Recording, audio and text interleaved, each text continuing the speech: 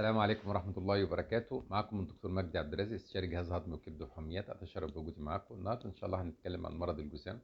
مرض الجذام ده بيسببه نوعين من البكتيريا، مايكوبكتيريا ليبرا ومايكوبكتيريا ليبروماتوزس. والمرض ده أساسا تم اكتشافه عن طريق عالم اسمه هانسن سنة 1873. المرض ده أساسا بيصيب الجلد، بيصيب الأغشية المخاطية للأنف، بيصيب الأعصاب، بيصيب في بعض الأحيان العين. المرض ده يعتبر من ضمن الأمراض الخطيرة اللي محتاج علاج مبكر عشان المريض ما يدخلش في مضاعفات. طيب بالنسبة لهذا المرض، المرض ده بينتقل من الشخص المصاب للشخص السليم عن طريق الرذاذ الأنفي، عن طريق العطس أو الكحة. وفي نفس الوقت لازم يكون في مخالطة أو معاشرة لهذا المريض سنين طويلة. هذا المرض لا ينتقل عن طريق العلاقة الجنسية، ولا ينتقل عن طريق استعمال أدوات المريض، ولا ينتقل عن طريق الأكل والشرب. وبالتالي كل الحاجات دي هي لا تنقل المرض. مش كل الحالات اللي بيجيلها المرض بتصاب بالمرض، لا. يعني 95% من الحالات اللي بيجيلها المرض المناعة بتاعتها بتبقى قوية، وفي نفس الوقت بتتغلب على الميكروب وما يحصلش أعراض المرض. 5% فقط هم اللي بيحصل لهم المرض، وده نتيجة استعداد وراثي عندهم، وفي نفس الوقت ضعف في المناعة عندهم. لكن نذكر أيضا أن ال HIV ليس له علاقة بهذا المرض. النقطة الثانية أن هذا المرض له علاج، والعلاج بتاعه بيشفي المريض. وبالتالي بالنسبة للوصمة الاجتماعية أن هذا المريض عنده جذام أصبحت دلوقتي يعني من الماضي، وأن المفروض أن ده مريض عادي بياخد العلاج بتاعه، وفي خلال أسبوعين المريض ده غير معدي من العلاج. صحيح العلاج بيستمر من 6 شهور لسنة، لكن في نفس الوقت هذا المريض احنا كنا زمان بنحطه في مستعمرة نسميها مستعمرة الجذام. طبعا الكلام ده أساسا دلوقتي مفيش داعي منه، لأن هذا المريض زي ما قلنا من أول ما بياخد العلاج في خلال فترة أسبوعين أصبح غير معدي، وبيستمر على العلاج بتاعه في البيت، وبيمارس حياته الطبيعية، بيروح الشغل بتاعه، بيروح مدرسته، مفيش أي مشكلة. طيب بالنسبة للمرض ده، المرض ده أساسا منتشر في مناطق جغرافية على مستوى العالم، يعني في أمريكا اللاتينية، في البرازيل، موجود في جنوب شرق آسيا، وفي الهند، في إندونيسيا، موجود عندنا في أفريقيا. المرض ده طبعا قل كتير عن زمان نتيجة المضادات الحيوية الفعالة اللي دلوقتي بتقضي على المرض. طب نتكلم ايه هي اعراض المرض. اعراض المرض هي عبارة عن بقع جلدية. البقع الجلدية دي هي بتبقى فاتحة شوية، والبقع الجلدية بتبقى سميكة سنة، وفي نفس الوقت البقع الجلدية دي بتبقى فاقدة الإحساس. لما نلاقي بقع جلدية فاتحة عن اللون شوية ونلاقيها فاقدة الإحساس، نشك إن ممكن تكون ده عنده جذام. وفي نفس الوقت بنلاقي إن كمية الشعر اللي فيها قليل شوية. طبعا المرض ده اساسا بيأثر زي ما اتفقنا على الاعصاب، بيعمل ضعف في الاعصاب الحسيه. ولو المريض ما خدش العلاج بتاعه ممكن يأثر ايضا على الاعصاب الحركيه، بيحصل خدلان. طبعا المريض ده اساسا في بعض الاحيان بيحصل تآكل في الاطراف. نتيجه التآكل في الاطراف نتيجه ايه؟ نتيجه فقد الاعصاب.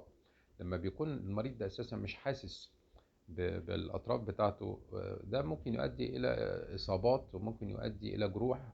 وطبعا ممكن تدخل البكتيريا، والبكتيريا اساسا تعمل نوع من انواع القرح العميقه. وبالتالي المريض ده اساسا فكره ان الاعضاء بتاعته او الاطراف بتتساقط، لا.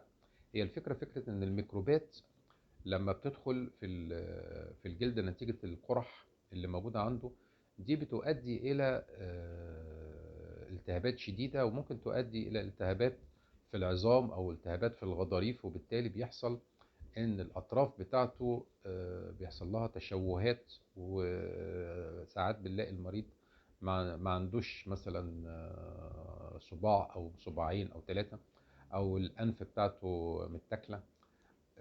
دي كلها من ضمن اعراض مرض الجذام. النقطة التانية كمان ساعات بنلاقي أنواع من الجذام اللي هي بتعمل حبيبات، والحبيبات دي ساعات بتبقى منتشرة حوالين الوجه أو حوالين الأذن. وساعات المريض ده أساسا بتأثر عليه يأثر عليه الجذام، بيبقى أساسا الخصيتين ممكن يتأثروا. زي ما قلنا العين ممكن تتأثر، الأعصاب، كل الحاجات دي هي ممكن تتأثر بمرض الجذام. طيب بالنسبة للمريض دهوت، احنا اساسا بنشخصه ازاي؟ احنا بنشخص الحالة بان احنا بناخد عينة من الجلد المصاب او الاعصاب المصابة. بالنسبة للجلد بنعمل نوع من انواع السكرابنج او الحكة عشان نقدر ناخده ونشوفه تحت الميكروسكوب. بنحط صبغة زيل نيلسون وبنكتشف الميكروب، او عن طريق بايوبسي عينة وبرضك بنشوف الميكروب. لكن عادة احنا اساسا بنعتمد على التشخيص الاكلينيكي اكتر. طيب بالنسبة للعلاج، العلاج بتاعه عبارة عن 3 انواع. بنديله دابسون، وبنديله ريفامبيسين، وبنديله كلوفازيمين. والثلاث مضادات حيوية دول بيجيبوا نتائج ممتازة بالنسبة للمريض، وساعات بنستمر عليه من 6 شهور، في بعض الأحيان بنستمر لمدة سنة. طيب نقول مين هم الناس المعرضين لمرض الجذام؟ المعرضين لمرض الجذام دول اللي هم عايشين في المناطق الفقيرة، وفي نفس الوقت المياه غير صحية، الطعام غير صحي. هم دول اللي معرضين اكتر لمرض الجذام. زي ما اتفقنا، نقل المرض بيعتمد اكتر على الافرازات التنفسية من المريض المصاب للشخص السليم.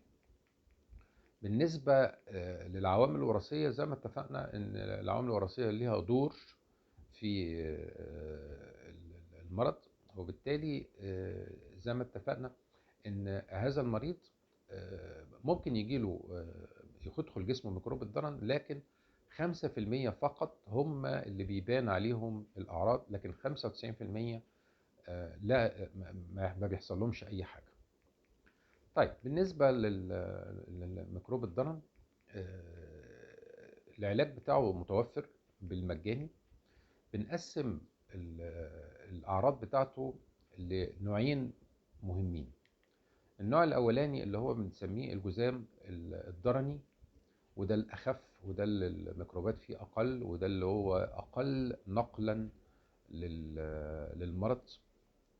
والنوع التاني اللي هو اللي فيه اسمه الجذام الورمي، اللي هو بيبقى على شكل حبيبات، وده اساسا الميكروبات فيه بتبقى كتيره، وده معدي اكتر، وده بيؤثر اكتر على الاعصاب، وبيؤثر على الاعضاء الداخليه، وبيأثر على العين، وده اكثر خطوره. في نوع ثالث اللي هو ما بين الاثنين، يعني ما بين الضرني وما بين الورمي. اشكركم جزيل الشكر. ارجو برضك انوه عن الطرق الوقايه. طبعا بالنسبه للوقايه ان احنا نبتعد بقدر الامكان عن الشخص اللي هو المصاب، بقدر الامكان اذا كان في يعني ننصح طبعا الناس دي ان هي تاخد العلاج مبكرا، لان هي لو خدت العلاج متاخر التشوهات والاصابات صعب ان احنا يعني يتم السيطره عليها.